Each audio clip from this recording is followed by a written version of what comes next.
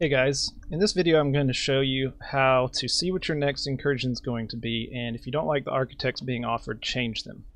I did another video before, but it was pretty long-winded and didn't really show the method very succinctly, so I'm going to try to do that much more quickly now. So this is going to be useful in getting the tier 1 rooms that you need to then upgrade and get the altars for some of these challenges that hiding behind a lot of RNG. Basically just put the RNG a little bit more in your favor.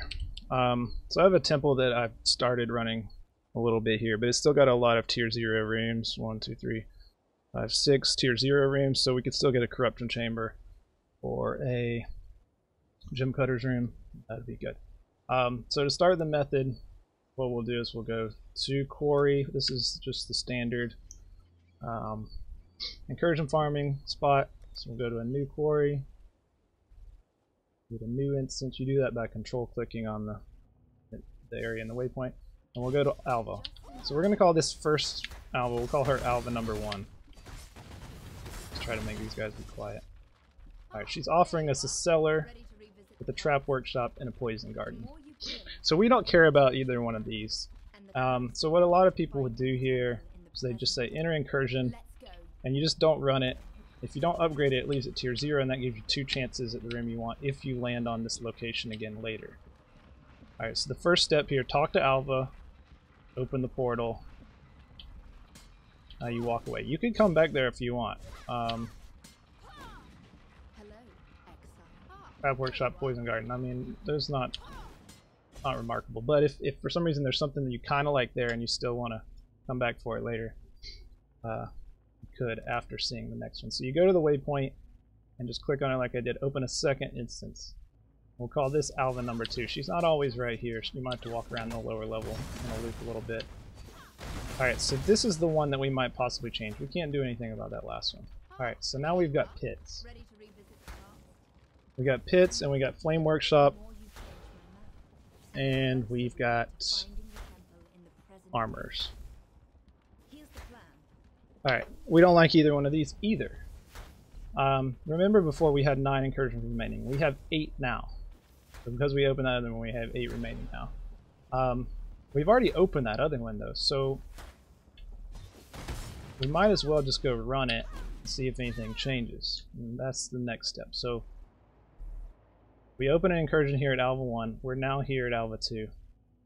We looked at Alva 2, didn't like it. Go back to Alva 1. Come back to Alva 1.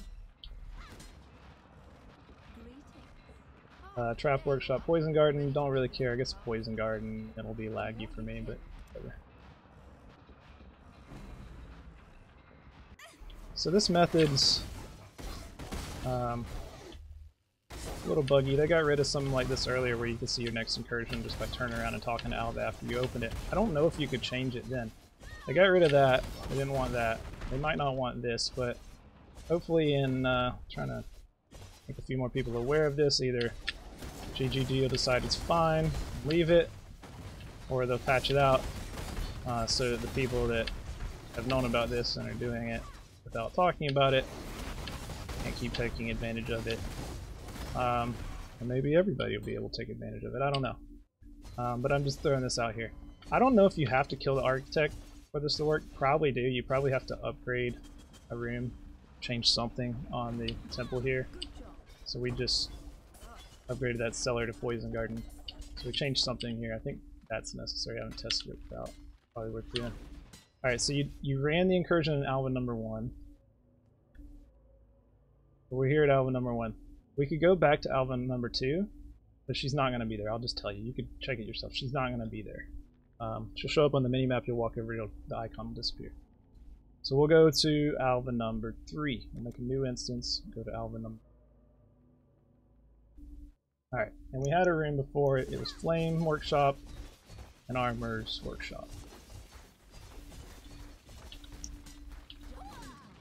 And it was on the pits. So this method doesn't let you change the location on the atlas.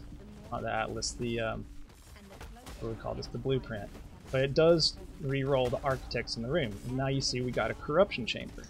Before we had a flame workshop here, and we had a armorer's workshop up here. So we completely changed architects. it didn't cost us any more incursions. We were just going to walk away from that other one anyway, but instead we changed it. You can chain this as much as you like. Say we got something we didn't get something we like here. We can open this one, go look at the next one, and keep chaining them like that. I could do that right now. I can go look at the next one if I want and decide whether I want it more than a corruption chamber. If it's gem cutters, maybe I do. You should be able to do this in maps. It'll be a little bit more clunky. You probably want to come back to Quarry in between maps and look at what you're going to get before you run the next map. We'll start a new instance. So now I can always go back and run that corruption chamber if I want. It depends on what I see here, whether I'll do that or not. And then I'll also get a chance at re-rolling this here if I don't like it. Maybe it's gem cutters. So I got Empowerment Armorer's Workshop. Well, I don't like either one of those, so I'll go ahead and get the corruption chamber that I wanted anyway. So go back to, what was this? This was Alva number 3. So we were just talking Alva number 4, going back to Alva number 3. And, you know, this takes a little bit of time, so it's up to you whether you think it's worth it on the time spent here. I think it's good early on in building the temple because it gives you a chance to get the tier 1s that you want without spending a lot of incursions. So you're early on in the process with a lot of incursions left, and then you've either got the room you want if you're lucky. I mean, it's not foolproof. It maybe gives you a little bit better chances.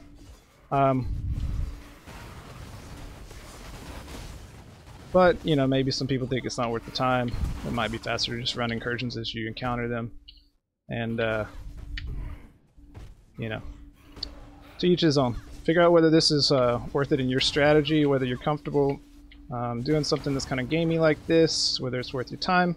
But I hope this is useful. I think you see the advantage in doing this here. So now I've got a corruption chamber. I don't know. Just throwing this out there. Good luck using it if you do. Hopefully you get lots of good corruption gem cutters and knock these challenges out. Alright, good luck guys.